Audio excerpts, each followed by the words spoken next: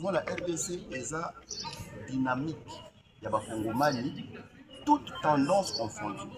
L'objectif est pour remettre d'abord paix au Est. On a vu sur Bazana Congo, Bazana Est, Congo, Bazana Kenya, Congolais. Moi, l'avocat, bonjour. Bonjour, cher journaliste. Oui, tout le monde a participé à la deuxième journée, à Kili Liboso, et ça a organisé.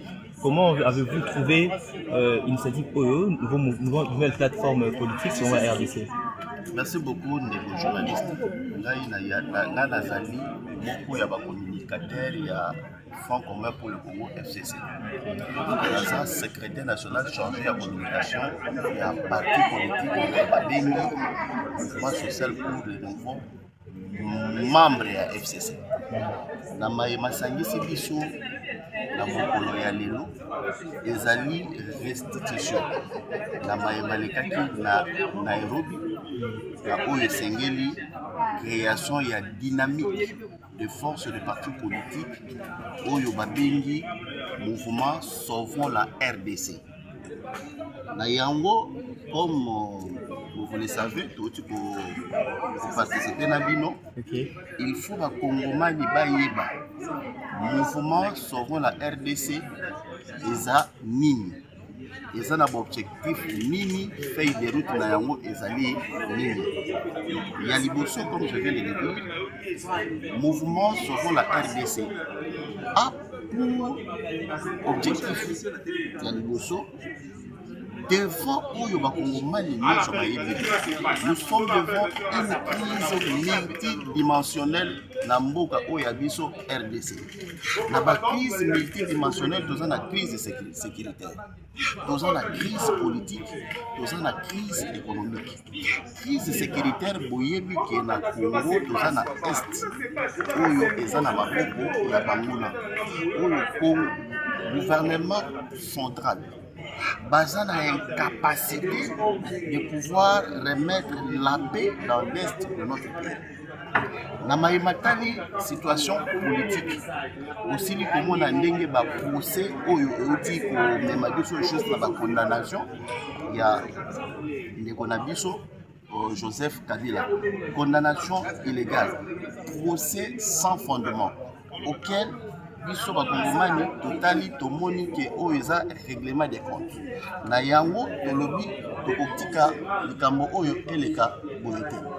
Matali crise économique, vous êtes ensemble avec moi que dénonciation oyo bayi opposition balobaka mikolo nyonso mboka ya mbongo ya bakongomani basilisi kobebisa yango na baye baza gouvernement. Nous avons un dollar kokita biloko eza kokita te mbongo koiba mbongo na ba sens tout kokende na ba paradis fiscaux comme certains le dénoncent. Yango esengelaki siko bakongomani bameka kofanda na Nairobi ba réfléchir pour apporter des solutions la crise au Congo. Quels sont les objectifs au mouvement Sauvons le Congo va poursuivre? Il fallait mettre terme à la tyrannie qui règne dans Mboko Anabiso. Bakongomani va vivre. Deuxièmement, il faut restaurer l'autorité. On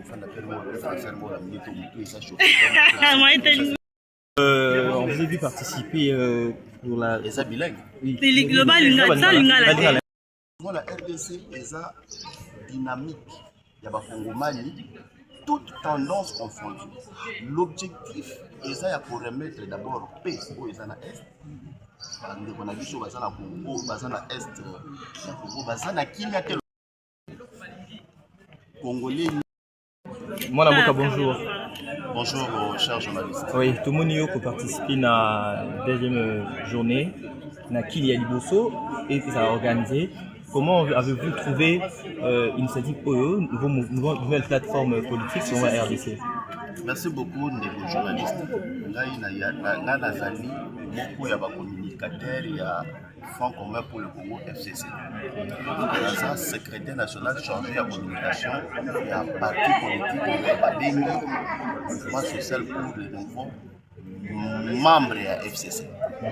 Na mayema sangisi biso na mokolo ya lelo ezali restitution na mayema lekaki na Nairobi na oyo esengeli création ya dynamique de force de partis politiques oyo babengi mouvement Sauvons la RDC. Na yango, comme vous le savez, tout pour participer à Bino, il faut que Congomani Bayeba, mouvement Sauvons la RDC, eza nini. Ils ont un objectif nini, feuille de route na yango ezali nini. Il y a liboso, comme je viens de le dire, mouvement Sauvons la RDC a pour objectif, il y a liboso, devant Oyo Bakongomani, nous sommes devant une crise multidimensionnelle dans Mboka Oyabiso RDC. Dans la crise multidimensionnelle, nous avons la crise sécuritaire, nous avons la crise politique, nous avons la crise économique.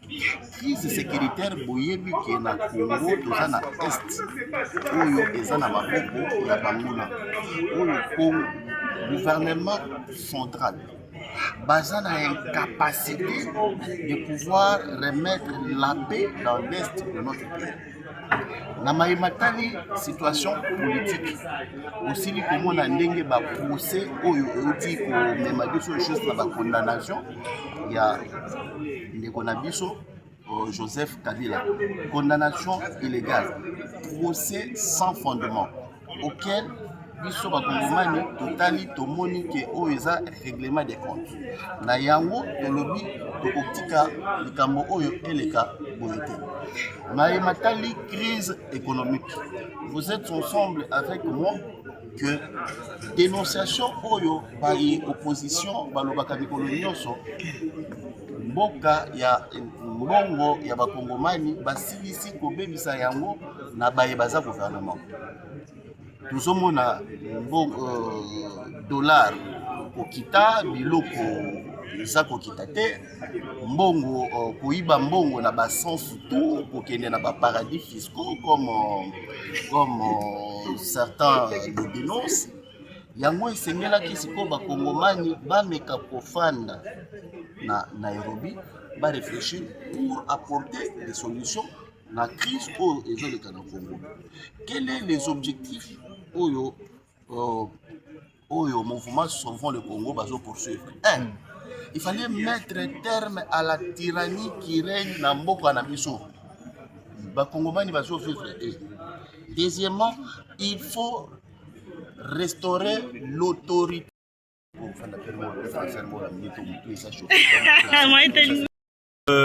vous a vu participer pour la... Les bilingues. Oui.